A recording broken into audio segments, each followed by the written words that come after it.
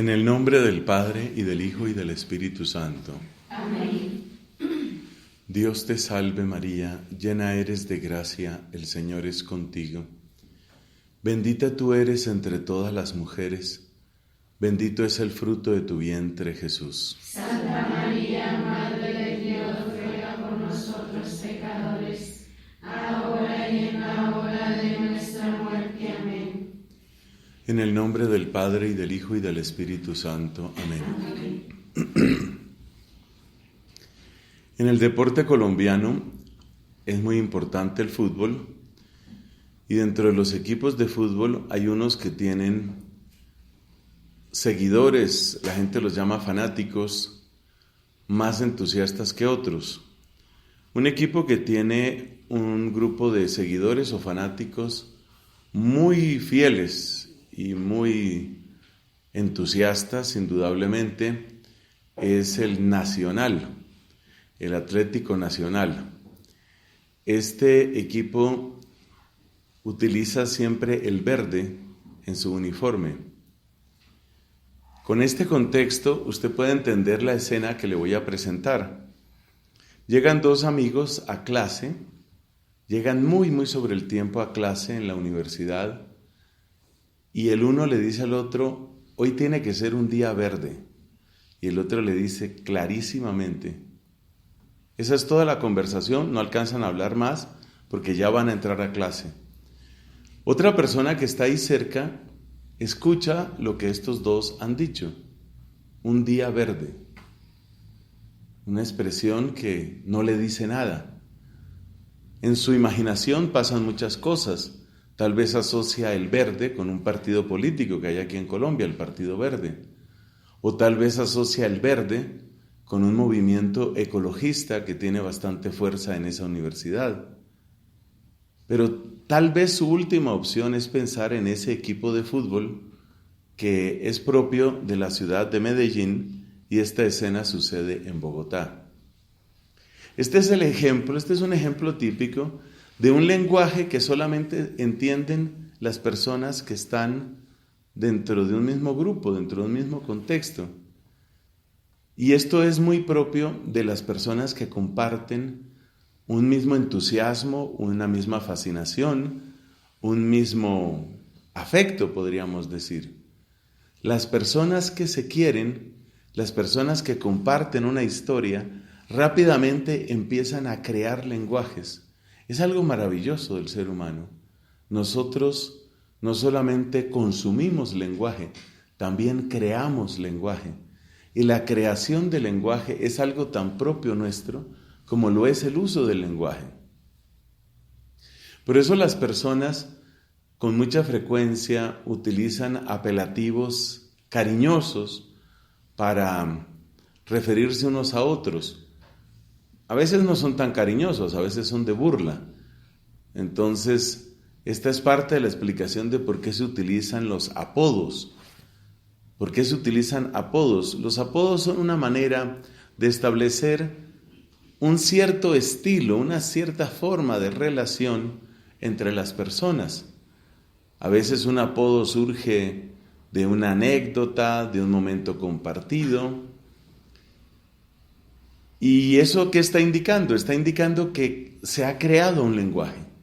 Repito, los seres humanos no solamente necesitamos usar lenguaje, sino necesitamos crearlo. Creamos lenguajes. En muchas instituciones los apodos están prohibidos, precisamente para evitar los irrespetos, las vulgaridades, la agresividad o lo que hoy se llama bullying, esa manera de maltratar a las personas unas a otras. Entonces, están prohibidos los apodos. Más bien en ciertos ambientes, por ejemplo en los monasterios, entre los religiosos se acostumbra siempre a mantener un modo de lenguaje que sea lo más respetuoso posible. Entonces era muy común entre las religiosas hace un tiempo tratarse las unas a las otras, refiriéndose con el apelativo muy elegante, su caridad. Su caridad ya almorzó, sí, su caridad La otra también le responde llamándola a su caridad. Se llamaban así la una a la otra. Sí almorcé, poquito y mal, pero almorcé. Entonces, de esa manera se comunican entre los sacerdotes y entre los frailes. El estilo era su reverencia para arriba, su reverencia para abajo. Y hay toda una serie de estandarización en el lenguaje. Hay una estandarización en el lenguaje eclesiástico. Así, por ejemplo, al obispo se supone que se le debe decir su excelencia. Si es cardenal, se debe decir su eminencia. Si es papa, se debe decir su santidad. Bueno, ¿y ese su qué quiere decir ese su? ¿Por qué se dice ese su? ¿Por qué le voy a decir yo a la otra persona su reverencia? Pues mire que eso tiene un origen tan bonito. Resulta que la razón para decirle, por ejemplo, a otro sacerdote o una persona, no necesariamente ordenada, sacerdote, le dice al sacerdote su reverencia. ¿Qué quiere decir eso? Que de alguna manera mi saludo se dirige a algo que está en usted. En usted está una reverencia, algo digno de ser reverenciado. Entonces yo estoy saludando a la reverencia que hay en usted, porque usted es reverendo. Entonces, bien, yo vengo a saludar a la reverencia que está en usted. Yo saludo a su reverencia. Y lo mismo con las religiosas. Bueno, esa era la manera, eso fue lo que se inventaron hace un tiempo, no sé qué tanto se utilice ahora. Eso se lo inventaron hace un tiempo para evitar la vulgaridad, el maltrato, el exceso de familiaridad. A veces cuando vivimos juntos se puede producir un fenómeno que se llama exceso de familiaridad. Y dice Santo Tomás de Aquino, el exceso de familiaridad engendra desprecio. Entonces, por eso en la vida comunitaria uno tiene que aprender a tratar las personas de manera que haya cierta calidez, cierta cercanía, pero no demasiada cercanía, porque el exceso de cercanía termina produciendo desprecio y termina produciendo conflictos. Eso es casi inevitable. Así, por ejemplo, en una comunidad femenina, cuando hay demasiada confianza entre determinadas personas, entonces detrás de la confianza vienen los secretos, y detrás de los secretos vienen las alianzas, y detrás de las alianzas vienen las expectativas de fidelidad, porque entonces se supone que usted va a pensar como yo, ¿no ve que somos aliadas? Y entonces eso daña la vida comunitaria, porque cuando llega un momento en el que hay que tomar una decisión, por ejemplo en un capítulo que llamamos, en un capítulo lo importante del capítulo no son las alianzas. De lo que se trata es de que cada persona, pensando con su cabeza y poniendo su corazón delante de Dios, diga lo que hay que hacer. Entonces, por eso el exceso de confianza hace mucho daño en una comunidad religiosa. Le repito la escalera, el exceso de confianza empieza a producir muchísimas confidencias, demasiadas confidencias, y las demasiadas confidencias empiezan a producir alianzas, y las alianzas empiezan a producir expectativas de fidelidad. O sea, yo estoy esperando que usted piense como yo y vote de la misma manera que yo y saquemos esto adelante, y el exceso de expectativas produce desilusiones, las desilusiones producen rupturas, y las rupturas son: me decepcionaste, esperaba otra cosa. Realmente no, a mí sí me parece terrible lo que has hecho. Entonces, ese parece que es el sentido por el que, con mucha sabiduría, algunos antecesores nuestros dijeron: el trato en la vida comunitaria tiene que tener, sí, cariño, alegría, pero tiene que haber un respeto. Y tiene que haber un respeto y suficiente distancia para garantizar ¿qué? Para garantizar que aunque tú seas mi hermana del alma, tú piensas con tu cabeza, yo pienso con la mía, y en el momento en el que haya que decidir, tú decides delante de Dios y yo decido delante de Dios. Esa es vida religiosa. Bueno, pero ¿a qué vamos con esta historia de los apodos y los lenguajes?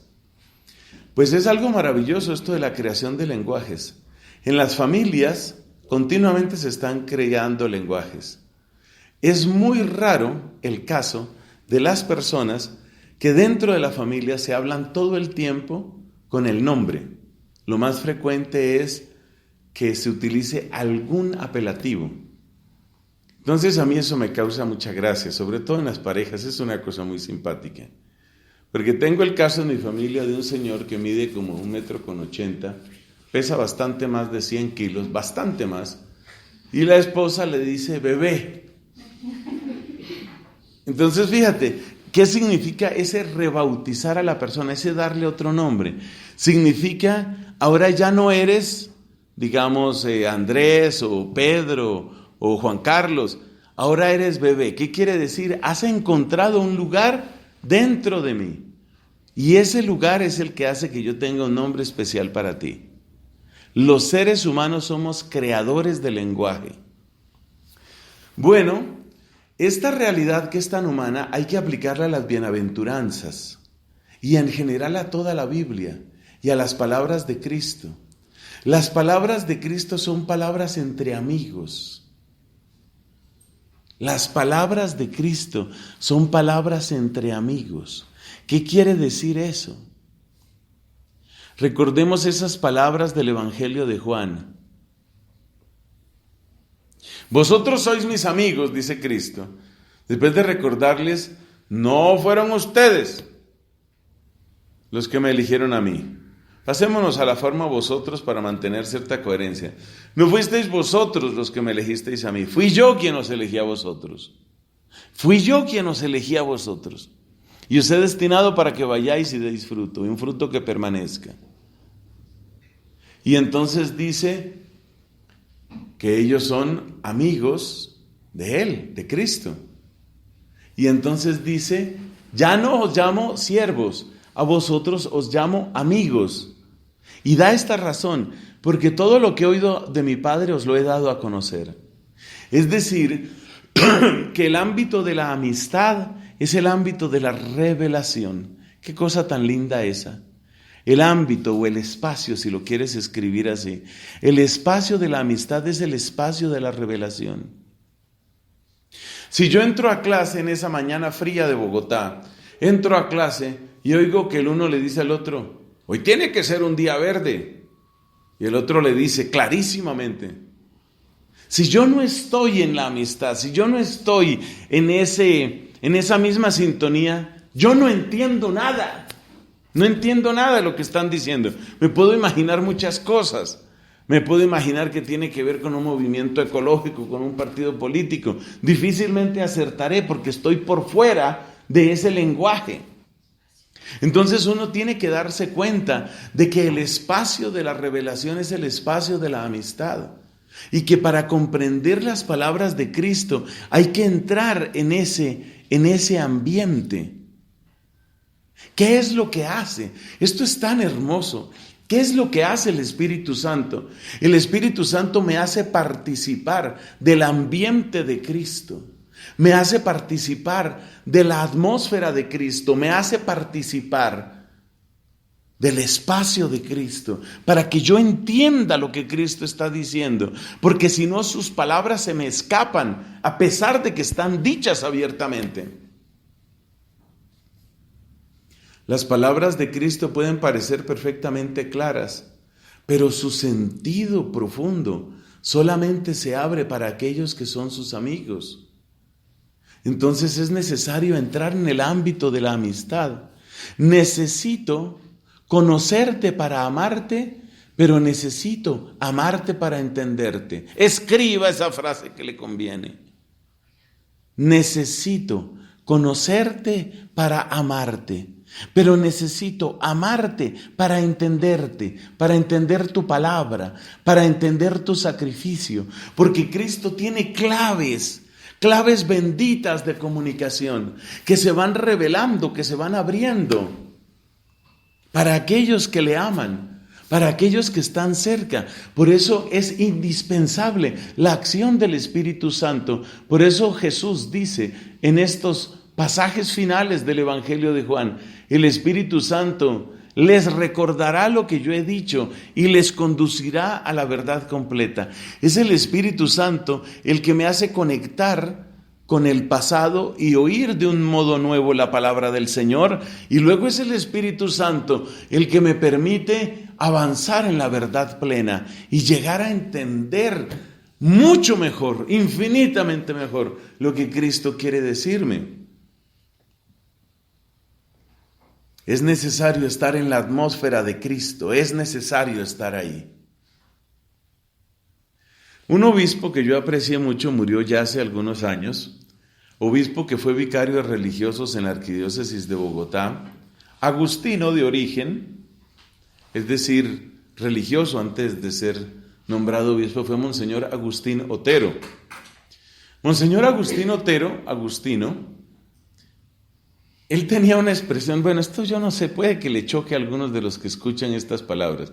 Él tenía una expresión, él hablaba del camino que han recorrido los agustinos aquí en Colombia, y es un camino muy vinculado al campo, a la evangelización y evangelización dura. Son los que han estado ahí en Yopal. Usted recuerda que ahí en Yopal, en Casanare han estado, y en Trinidad han estado agustinos desde hace mucho tiempo. Monseñor Olave, por ejemplo, que estuvo ahí en Yopal. Aquí me miran como si yo fuera un extraterrestre, prueba de que soy un anciano.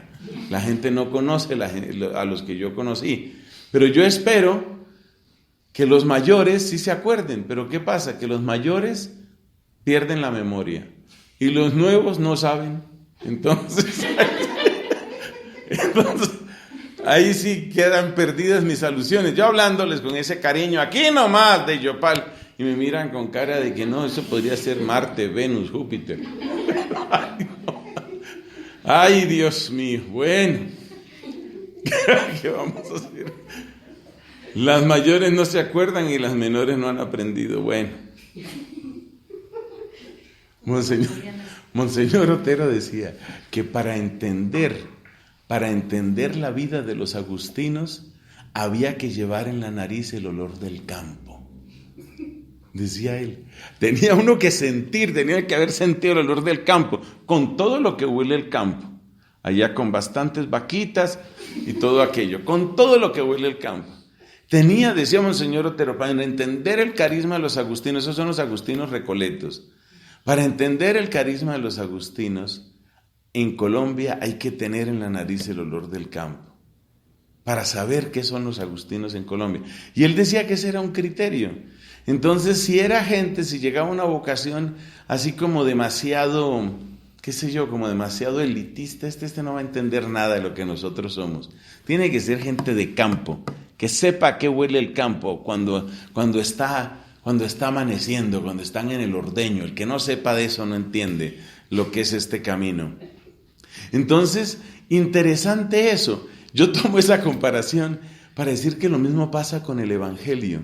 Nosotros tenemos que tener el olor del campo, el buen olor del campo en el que Cristo trabajó, porque Cristo se desgastó en el campo, trabajando en la viña de su Padre. Y nosotros tenemos que sentir ese olor, el olor del campo en el que Cristo trabajó. Eso es indispensable. Algunas personas han tenido experiencias místicas muy bellas, muy hermosas. Por ejemplo, con la Santísima Virgen. Han sentido aromas indescriptibles, de una dulzura, de una suavidad, porque han estado en apariciones de la Virgen y han sentido esas apariciones, esos aromas preciosos. Muchos lo asocian como aroma de rosas, pero es solo una manera de hablar, porque es algo mucho más agradable, mucho más bello. Y ese olor dicen que no se puede olvidar, que después de que se ha sentido como ese perfume de la Santísima Virgen, eso no se puede olvidar, es algo que queda grabado en la persona, y la persona como que entra en esa lógica de la Virgen. Es que hay que estar muy cerca de la persona para sentir el perfume de la persona. Entonces, el que ha sentido el perfume de María, siente que empieza a entender las cosas de otro modo, como que ella se convierte en su socia, en su presencia, en su compañía, y le hace entender las cosas de una manera diferente. Algo parecido han tenido otras personas. Yo he conocido un par de personas que aseguran haber tenido experiencias muy bellas con la Santísima Eucaristía. Yo no soy nadie para dar una opinión y decir si sí o si no, pero me llamó mucho la atención la experiencia de una señora que hablaba del aroma de la sangre de Cristo, se refería a ella. Mirando la clase de vida de esta señora, una señora de unos grupos de oración, mirando la vida tan humilde, tan entregada, tan generosa, tan perseverante, yo sí creo que ella tuvo una experiencia muy grande de Dios, porque es difícil llevar una vida como tan alta, tan limpia, tan pura, si una persona no ha tenido un encuentro demasiado fuerte con el Señor. Y ella hablaba de eso, del aroma de la sangre de Cristo.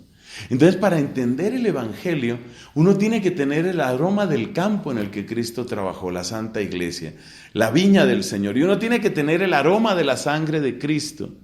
Y todo esto es para decirle que solamente con el aroma de la sangre de Cristo en nuestro corazón podemos acercarnos a las bienaventuranzas y sentir que Jesús nos está hablando en una clave que nosotros entendemos. Las bienaventuranzas no se pueden entender de otra manera. Y esto es vital, hermanitas queridas, hermanas amadas en el Señor Jesucristo. Esto es vital. Pidamos al Señor esa gracia bendita, porque es que sin las bienaventuranzas, la vida religiosa misma tampoco tiene sentido. Se convierte en un lugar simplemente para estar. Bueno, ya como decía el otro, ya aseguré los garbanzos. No sé qué era la importancia de los garbanzos. Ese es un dicho que viene de España. Ya aseguré los garbanzos. Y se decían así. Es una frase un poquito irrespetuosa, ¿no? El uno profesaba solemne, ya quedó pues asegurado, y el otro le decía, ya maves garbanzos asecuratos. Ya aseguraste los garbanzos. Qué tristeza, ¿no? Bueno, claro que lo decían así con un poco de humor, ¿no? Usted sabe cómo son los españoles. Entonces decía, si ya aseguraste los garbanzos. No, la vida religiosa no puede ser asegurar garbanzos. La vida religiosa tiene que tener otra inspiración, y esa inspiración son las bienaventuranzas. Pero las bienaventuranzas necesitan una clave de comprensión, que es la amistad con Cristo, la proximidad con Cristo, el aroma del campo en el que Él trabajó, el aroma precioso de su sangre. Eso tiene que sentirse para poder uno asomarse. Sobre todo cuando llegamos al final de las bienaventuranzas, las últimas bienaventuranzas según San Mateo, ahí sí que es indispensable, ahí sí que se necesita esa comprensión, porque el resumen de esas últimas bienaventuranzas está ahí en ese título. Cristo nos invita a que seamos constructores de paz y nos cuenta que vamos a ser perseguidos a muerte. Todas las bienaventuranzas tienen su paradoja, o casi todas tienen su paradoja, pero esta sí que es especialmente dura. Esto es muy difícil. Uno no entiende eso. Uno no entiende por qué Cristo al mismo tiempo nos dice, bienaventurados los que hacen paz, los que traen paz, los que construyen la paz. Porque el verbo que aparece en esa bienaventuranza es el verbo hacer. Hacer, construir, volver posible la paz. Bienaventurados los que hacen posible la paz. Y al mismo tiempo después nos dice, bienaventurados cuando ustedes los persigan. ¿Cómo se entiende eso? Si se supone que somos constructores de paz y estamos buscando la paz, pues no debería haber tanto ataque, tanto problema, tanto conflicto. Pero Cristo nos dice que somos al mismo tiempo constructores de paz, pero somos perseguidos a muerte. Y nos dice que seremos felices. Nos habla de que seamos misericordiosos. Nos dice que seamos misericordiosos, pero al mismo tiempo nos advierte, la gente no va a tener misericordia con ustedes. ¿Está oyendo lo que se está diciendo ahí? Cristo nos dice, lleven la paz, pero también advierte, a ustedes les van a caer encima con la guerra. Cristo nos dice, sean misericordiosos, y luego nos advierte, con ustedes no van a tener misericordia. Eso se parece a otras muchas expresiones de Cristo, si uno empieza a hacer memoria. Fíjate lo que Él dice, yo los envío, por allá aparece en otro pasaje, yo los envío, ¿como qué? Como ovejas en medio de lobos. como ovejas en medio de lobos.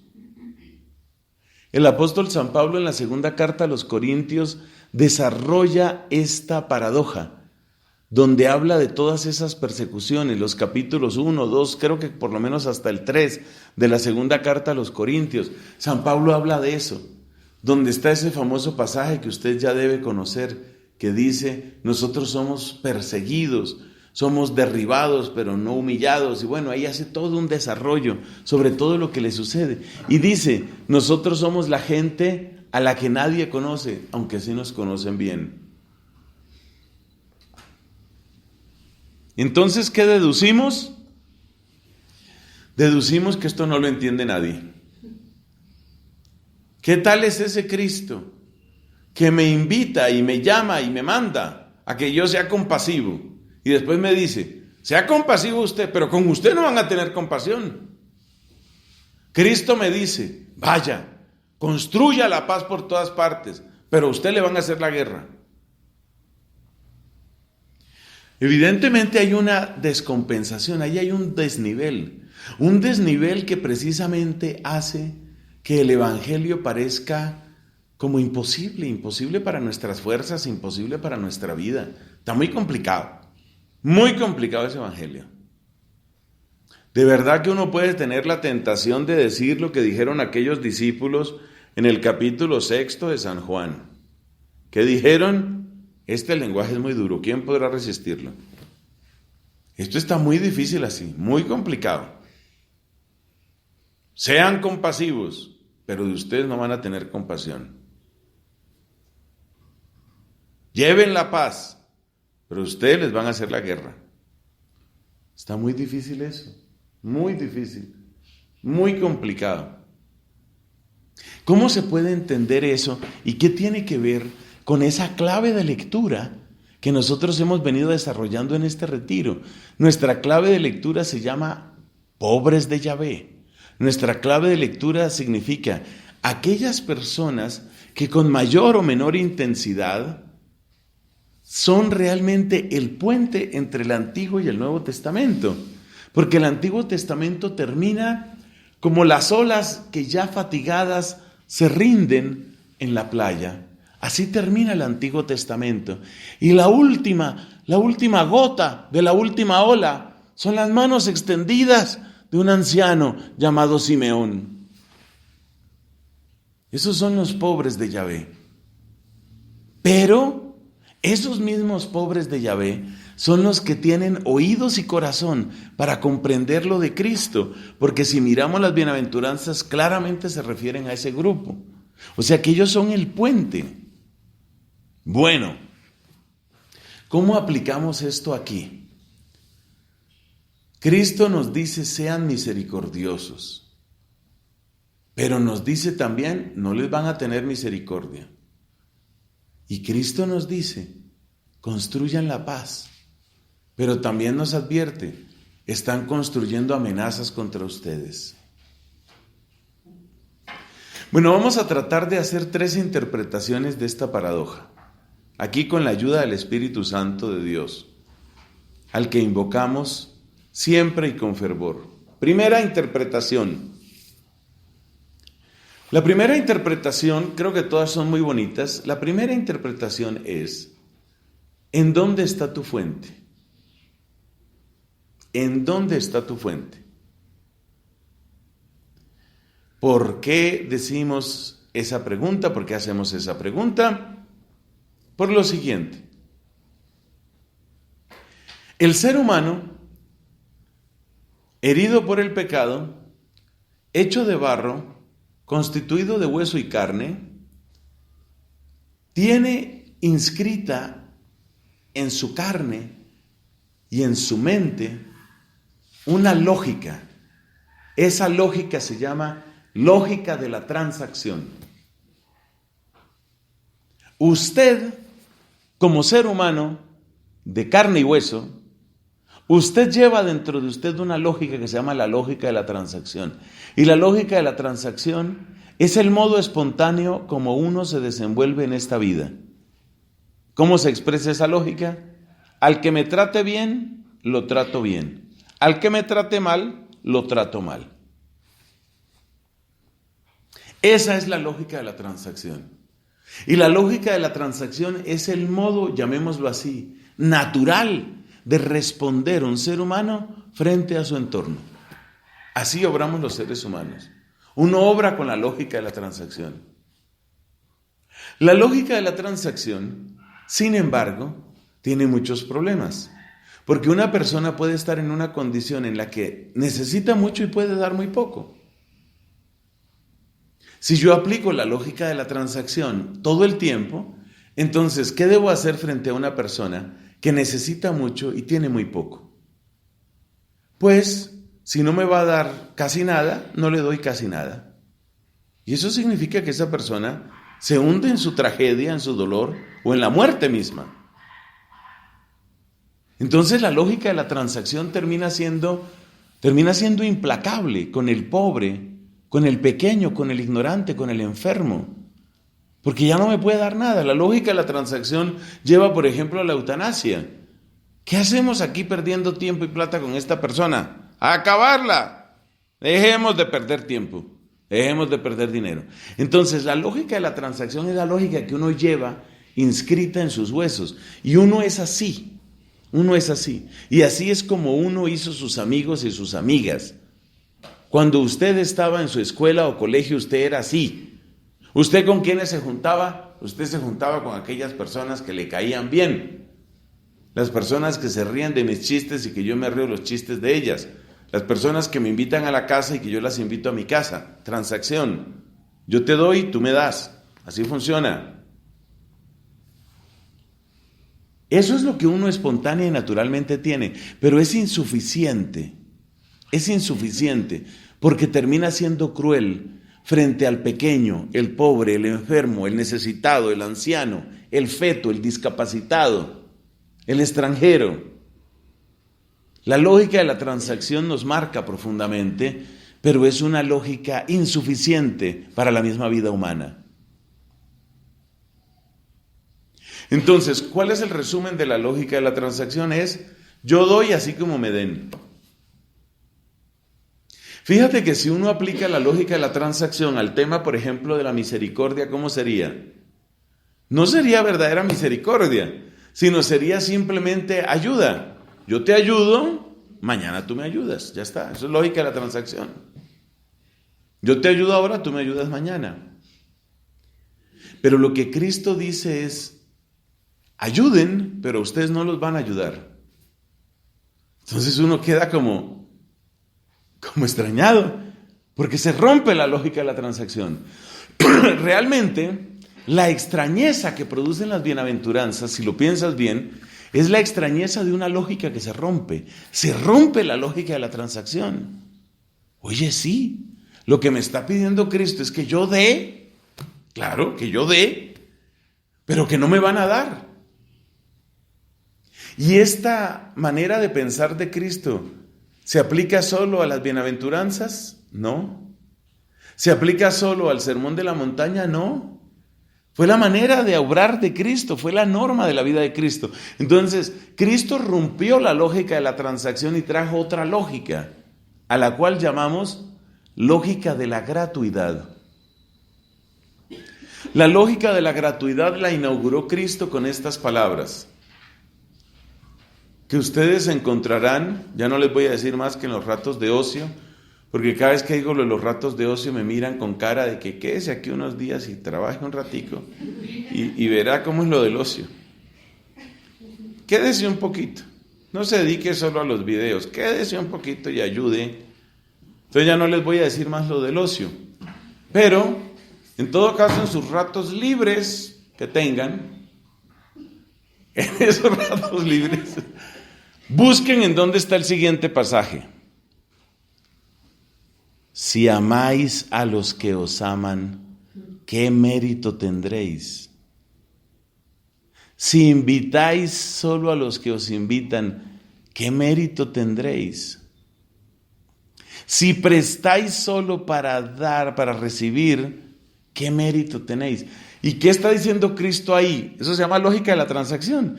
Si ustedes solamente están haciendo transacciones, ahí no hay ningún mérito, ninguna gracia. Y dice, también los fariseos hacen eso, también los publicanos hacen eso. Eso no tiene ninguna gracia, esa es la naturaleza humana, incluso la naturaleza humana herida por el pecado.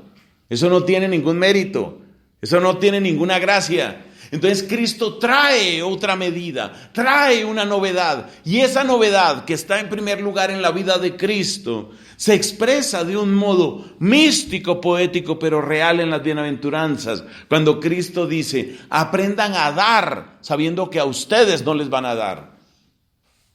Rompan, o sea que ¿cuál es el mensaje? Rompan la lógica de la transacción. Ese es el mensaje. Y si rompemos la lógica de la transacción, ¿con cuál nos quedamos? Con otra cosa que se llama la lógica de la gratuidad. ¿Y cuál es la lógica de la gratuidad?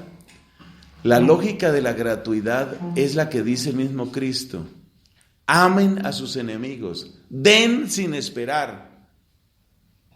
Oren por los que los persiguen.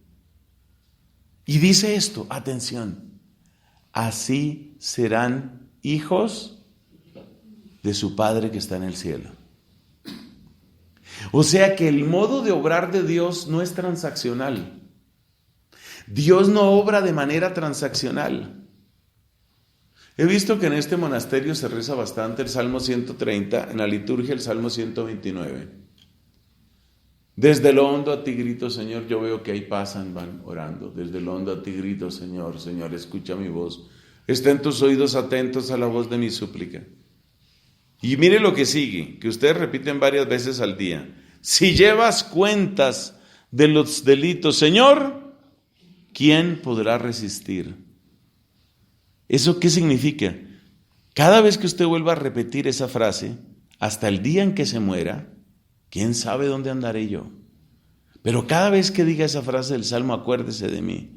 Si llevas cuenta de los delitos, Señor, ¿quién podrá resistir? ¿Eso qué significa? Traducido, ¿qué significa? La lógica de la transacción no funciona contigo, Señor. Porque si Dios me va a tratar en lógica de la transacción, quiere decir que Dios solo debería darme lo que yo merezco, lo que yo me gano. ¿Y quién puede ganar algo delante de Dios? Más bien lo que tenemos es un saldo rojo. Si llevas cuenta, ¿cómo es? De los delitos, ¿quién podrá resistir? Pero de ti procede el perdón y así infundes respeto. Y luego dice: mi alma espera en el Señor. Esa es lógica de la gratuidad. O sea que en ese salmo, que gracias a Dios ustedes repiten varias veces para que nunca se les olvide el retiro. Nunca. Hasta el día en que se mueran, se estarán muriendo y se acordarán: yo estuve en un retiro. Entonces, si llevas cuentas de los delitos, o sea, no hay transacción, no se puede. Entonces Dios no funciona con lógica de la transacción. Dios no funciona con lógica de la transacción. Nos dice Cristo en el Sermón de la Montaña: Él hace salir el sol sobre malos y buenos y caer la lluvia sobre justos y pecadores. Entonces, ¿qué quiere decir eso? Que las bienaventuranzas rompen con la lógica de la transacción y traen la lógica de la gratuidad. Eso es lo que significa. O sea que lo que Cristo nos está diciendo con estas palabras es: ya no sigas en la lógica de la transacción. Sé amable, sé buena, sé generosa, sé cariñosa. No porque la otra persona lo merezca, no porque la otra persona te lo vaya a pagar con la misma moneda. Sé buena porque tú vienes de un Dios bueno. Sé buena porque tú has tenido un nuevo nacimiento en Dios. Todavía te lo digo mejor: deja que fluya en ti la bondad del Dios que te engendró para una vida nueva. Escriba eso que le conviene. Deja que fluya en ti la bondad del Dios que te llamó a una vida nueva. Es decir, ya Dios te hizo renacer. Ya Dios te ha dado la vida nueva. Y esa vida nueva que Dios te ha dado no quiere quedar encerrada en ti. Esa vida nueva que Dios te ha dado quiere volcarse, vertirse sobre los otros. Entonces no esperes de la gente. Espera de Dios. No esperes de la gente. No esperes de la gente. El mismo Cristo no esperaba de la gente. Nos lo dice el final del capítulo 2 de San Juan. Él no se fiaba de la gente. Y les enseña a los discípulos a que tampoco esperen de la gente. Por eso les dice, los van a expulsar de las sinagogas. Por eso dice, los van a perseguir. Y ahora llegamos a entender por qué los llama felices. Que es una pregunta que siempre nos estamos haciendo. ¿Por qué los llama felices? ¿Por qué llama felices a los perseguidos? Si me persiguen por ser discípulo de Cristo, quiere decir que por fin estoy en la lógica de la gratuidad. Por eso soy feliz. Porque salí de la lógica de la transacción.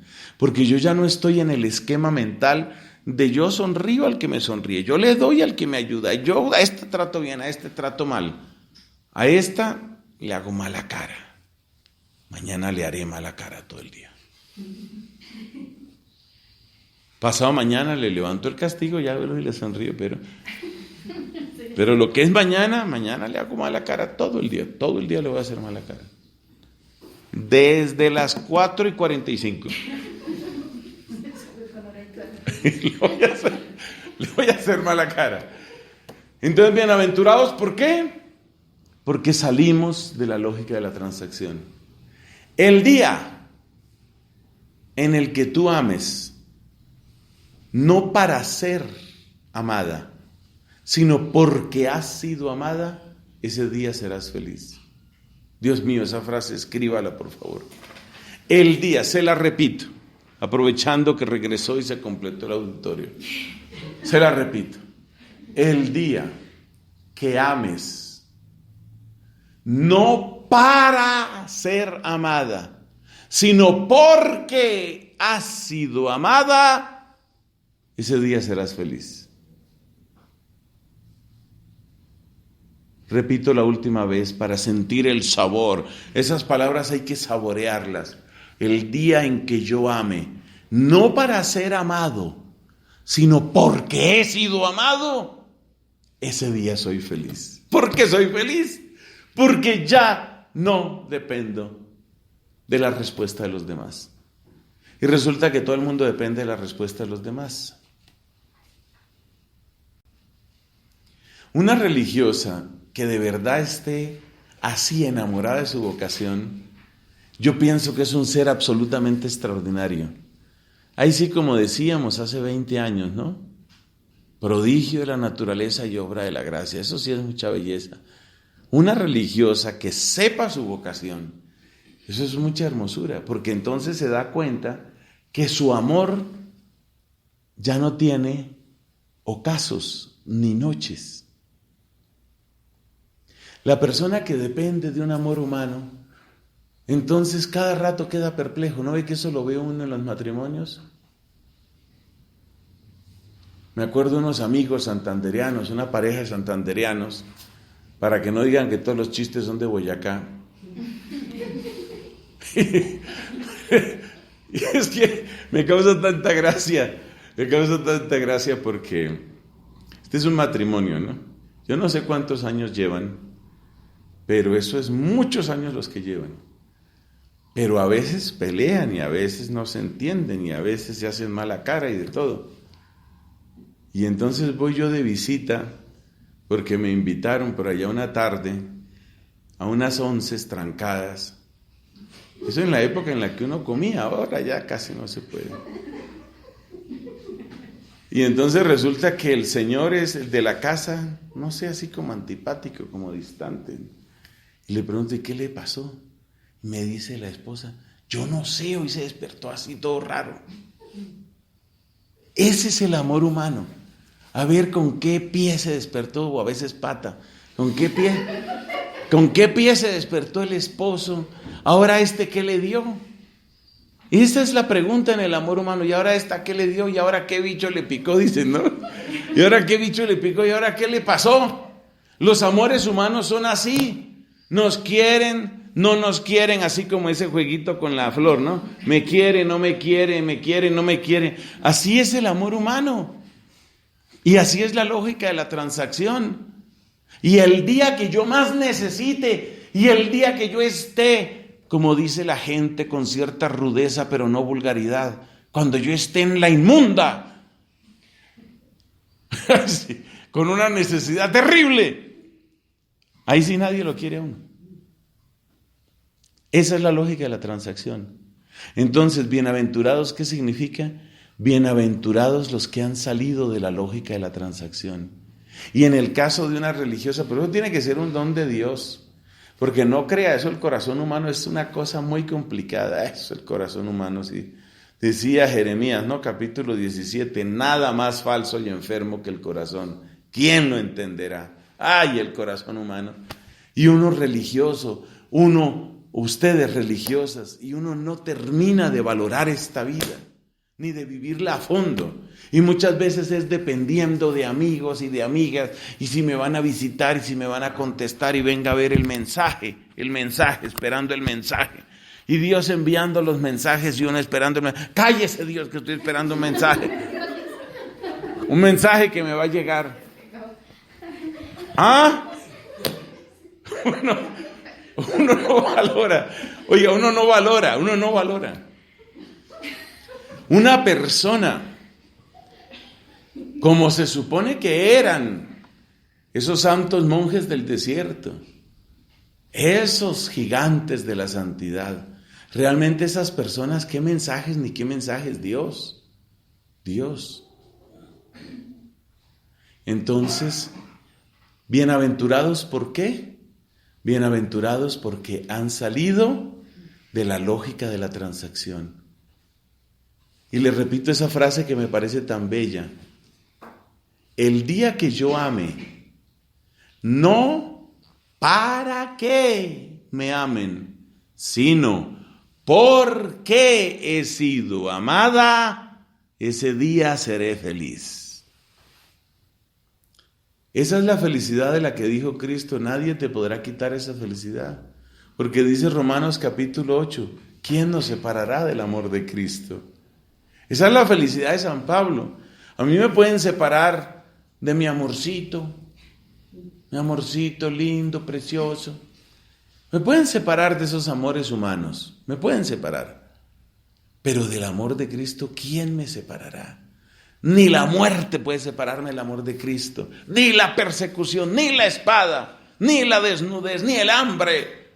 Nada puede separarme del amor de Cristo. Entonces el que ha llegado al amor de Cristo, el que ha puesto el amor de Cristo en el centro de su vida, ese es feliz, porque ya no ama para, sino ya ama porque. Si yo fuera monja de clausura, pondría un letrerito así en mi habitación. Ya no voy a amar para, voy a amar porque. ¿Qué significa eso? No voy a amar para ver si caigo bien, para ver si se acuerdan de mí, para ver si me toman en cuenta. Por favor, inclúyanme en sus chistes. No, ya no voy a amar. A amar para. Voy a amar porque. ¿Porque qué? Porque he sido amado. Entonces, ¿cuál es la razón de ser de estas bienaventuranzas? La razón de ser de estas bienaventuranzas es, he llegado a la lógica de la transacción. Hay tantas descripciones bonitas de gente que ha llegado a la vida monástica. Por ejemplo, ustedes se acuerdan ese hermano Rafael, ese ya está canonizado, ¿no? San Rafael Arnaiz es que se llama él. Y eso es una belleza la vida de ese señor. Y la manera como él ama su vida monástica. Y lo que él siente cuando llega al monasterio, y sin embargo por sus enfermedades y esto tuvo que salir muchas veces. Entonces una vida monástica, yo a veces digo, yo quisiera tener una vocación monástica, pero no, Dios me llevó por otra parte, eso sí, yo estoy convencido, que la vocación mía no era esa. Pero es que es tan bonita que uno dice, realmente muy hermoso para quien la tiene, pero que lo sepan valorar, que sepan vivir esa vida. Y esa vida implica, no sé, como ese foco permanente en el Señor, en todo lo que haya que hacer, porque hay que hacer muchas cosas, yo sé, hay mucho trabajo que hacer, pero mantener ese foco en Jesucristo y decir, me has amado con amor de predilección. Esa sensación de llegar al monasterio y sentir como el que llega a puerto. Yo he leído 2 o 3 descripciones muy bonitas de vocaciones monásticas. Qué cosa tan linda. La persona que llega y siente eso, llegué a puerto. Porque es como si el monasterio se convirtiera en una expresión visible de la firmeza y permanencia del amor de Cristo, del que nadie me va a sacar. Desde que San Benito tuvo la feliz idea de aquello de que los monjes tenían que ser estables, él puso el voto de estabilidad.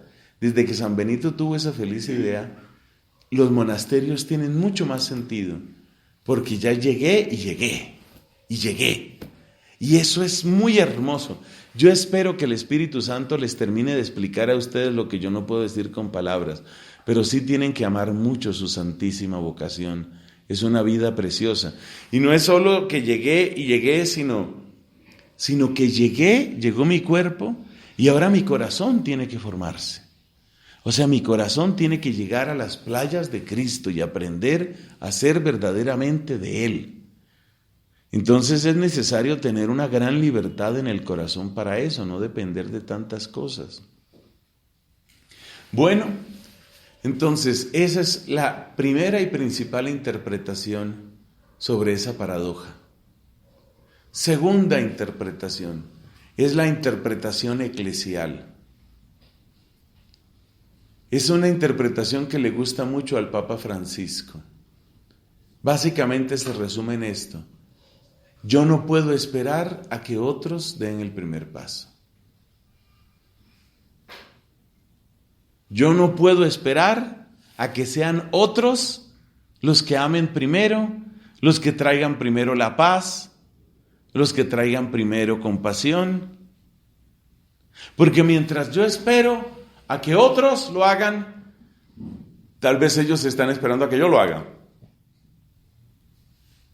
Lamentablemente uno ha conocido matrimonios que se han destruido por eso, porque han tenido roces, peleas, maltratos, y llega un momento en el que casi no se pueden hablar, pero entonces cada uno está esperando a que el otro, ¿no? Ella tiene que cambiar. Que ella cambie y yo cambio.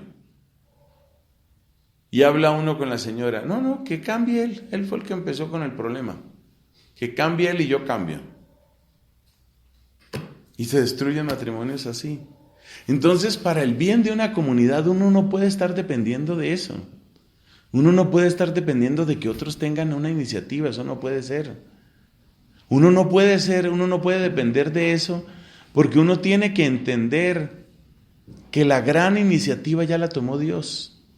¿No dice la primera carta de San Juan: hermanos, en esto consiste el amor, no en que nosotros hayamos amado a Dios, sino que Él nos amó primero. Él nos amó primero. Eso es vital.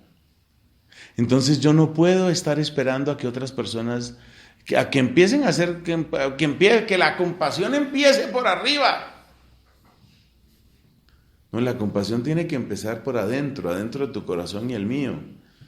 Entonces las bienaventuranzas son un modo muy precioso, sobre todo estas, un modo muy precioso de construir y reconstruir continuamente el tejido bendito de la iglesia. Yo no puedo estar esperando a que otros den el primer paso. Y una vida más orante, más recogida. Yo no puedo esperar a veces a que toda la comunidad tome ciertas decisiones. Acuérdese que es tan triste la condición de la naturaleza humana que siempre vamos hacia la mediocridad. ¿Se ha dado cuenta, no?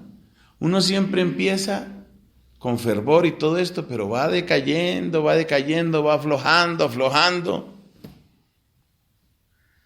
Eso se llama relajación. La vida religiosa siempre empieza fervorosa y luego viene la relajación, la relajación. Cada vez nos vamos dando más permisos, cada vez hay más dispensas, cada vez se vuelve más que cada uno haga lo que quiera, como quiera. Eso sí, me hacen el favor, cuando me muera me hacen una misa bonita. Entonces, es muy triste eso, porque la vida religiosa se va así relajando, se va relajando. Eso pasa en todas partes. ¿Y la relajación de la vida religiosa cuál es? Volvernos cada vez más individualistas, volvernos cada vez más llenos de derechos, volvernos cada vez más intolerantes y volvernos cada vez más mundanos. Nos volvemos perezosos, nos volvemos mediocres, nos llenamos de derechos, yo tengo derecho y tengo derecho. Empezamos a crear unas barreras de derechos, nadie se puede meter conmigo, estos son mis derechos. Nos volvemos mundanos, el ritmo nos lo marca el mundo, con lo que el mundo quiere, nos volvemos mundanos, qué tristeza. Porque nosotros deberíamos ser luz para el mundo, pero a veces es el mundo el que nos está marcando el ritmo a nosotros. Y nos sentimos mal cuando no tenemos lo que tiene la gente del mundo, cuando no hacemos lo que hace la gente del mundo. Quiere decir que lejos de ser nosotros los que estamos convirtiendo al mundo, es el mundo el que nos está, entre comillas, evangelizando a nosotros. Entonces, ¿qué hacer cuando en una comunidad se va metiendo la mediocridad? Que eso nos pasa a todos. Todos los siglos ha sido la misma historia. Surge una comunidad, normalmente surge con gran fervor. La comunidad surge con gran fervor. Bueno, ahora vamos a hacer ayuno estricto los días viernes. Ayuno estricto. Y así duraron como 2 años. Después decidieron, de ahora en adelante vamos a tener semanas sin viernes. Y entonces, ¿y del ayuno qué? No se supo. No se supo más. Y cada persona se va llenando de derechos. Había un monasterio, eso no pasó en este país. Yo aclaro porque hay que aclarar las cosas. Donde había una hermanita, ya no sabían qué hacer con ella. Perezosa, pero una cosa, nada sabía hacer, nada podía hacer, nada, no puedo hacer nada. Yo es que no sé, yo es que no puedo, y enferma y de todo. Una cosa muy complicada, muy, muy complicada.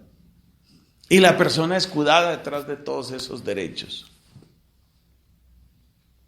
Enferma a todas horas. Y tosía. Una tos.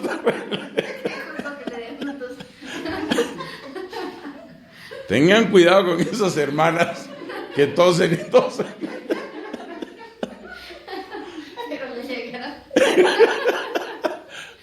Oiga, y enferma. Y en eso, al otro lado del país, se le murió un sobrino. Porque usted sabe que los permisos para salir cada vez son más amplios, ¿no? Antes se moría la mamá y no iba. Ahora se puso mala la perra de la casa y hay que ir.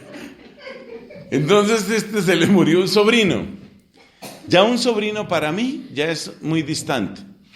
Ya ese no sería motivo para salir de clausura. Para mí. Pero ese soy yo, que soy así retrógrado, cavernícola y dinosaurio. Para mí un sobrino no sería motivo de salir. Pero ella, entonces va con su malestar. Ay. Ya no voy a decir más lo de la tos porque... Y entonces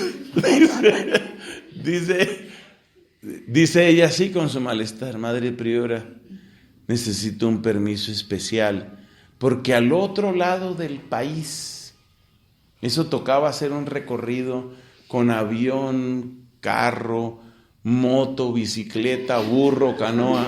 Bueno, era una cosa terrible. Como 2 días yendo, como 2 días volviendo. Un viaje pesadísimo. Y le dice esta madre priora a su Caridad, pero usted ha estado muy enferma. No, ya estoy mejorcita. Le volvió la salud. O sea, la receta para que se mejore es que se le muera alguien. Se le murió el sobrino y empezó una mejoría. Por supuesto, llegó del viaje y ¿qué cree? Otra vez ya viene esa enfermedad. Entonces, ¿qué quiere decir eso?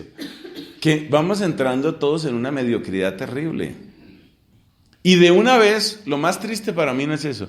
Lo más triste es que empezamos a tomar el ejemplo de mediocridad de una persona para convertirlo en un derecho para nosotros.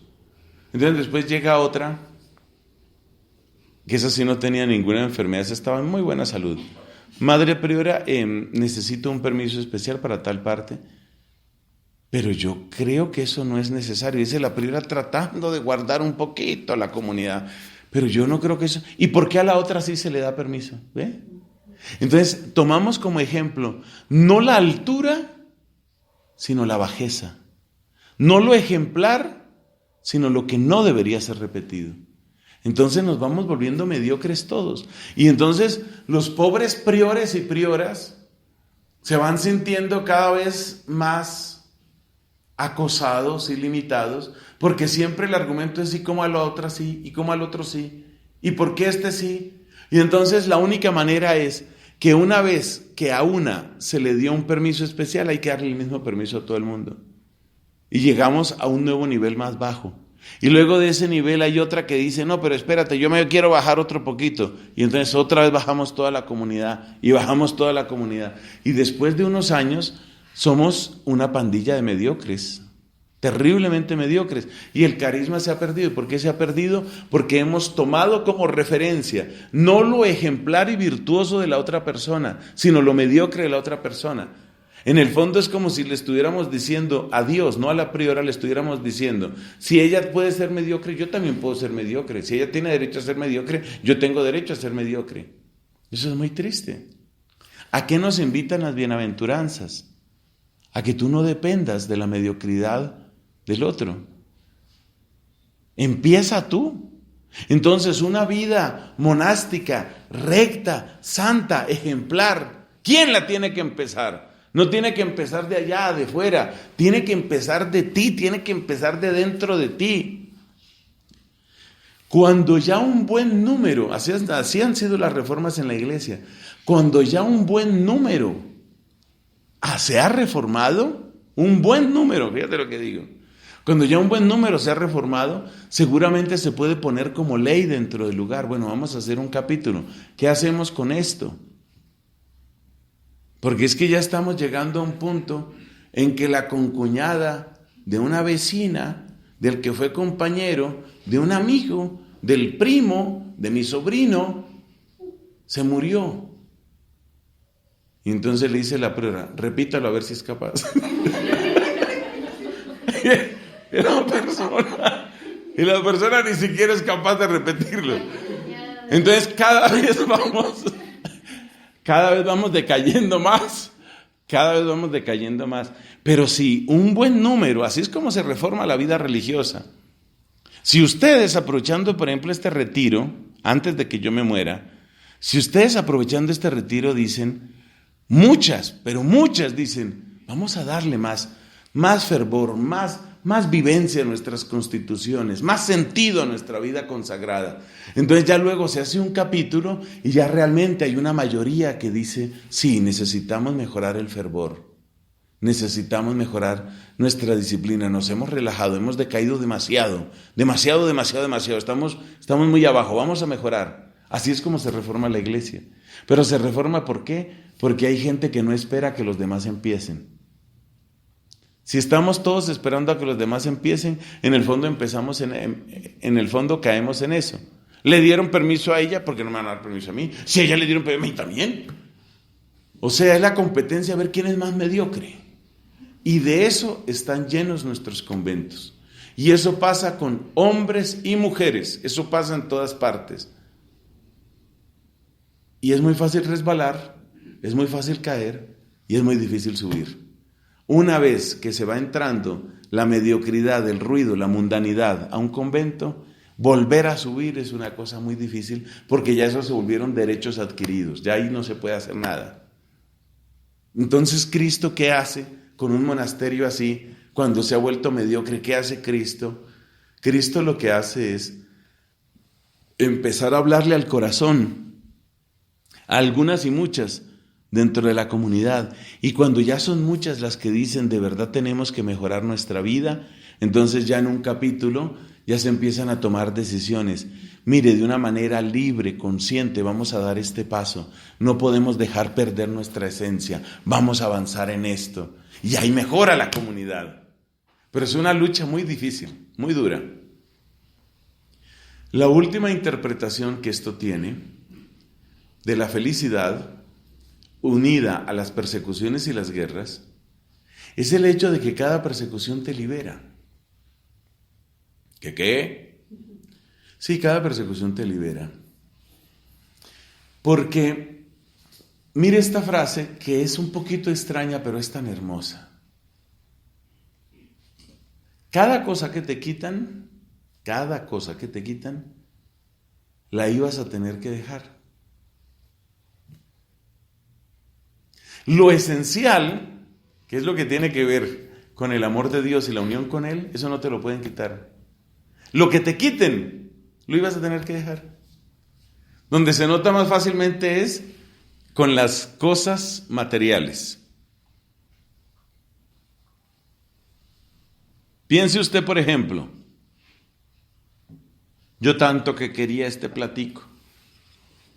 Ay, este platico me trae tantos recuerdos. El platico que me regaló mi tía el día que entré al monasterio. Y me dijo 3 veces, conserve el platico. El platico y el platico. Entonces, de novicia ella se amarraba el platico.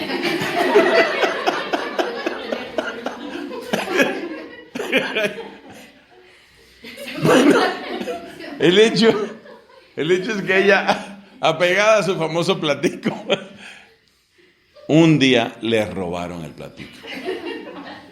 Se entraron unos ladrones al monasterio y solamente se robaron una matera y el platico. No encontraron más que robarse, sino una matera y el platico. Bueno, la historia muy sencilla y corta es que de todas maneras ese platico yo tenía que dejarlo, ¿cierto? Entonces fíjate que las bienaventuranzas nos ponen en clave de lo definitivo y de lo eterno. ¿Qué me van a quitar que no tenga yo que dejar? Si yo fuera monja, yo ponía un letrerito en mi pieza que dijera eso. ¿Qué me van a quitar que no tenga yo que dejar? Todo lo voy a tener que dejar, todo. Como decía una monjita, toca dejar los hábitos con todas las ampliaciones.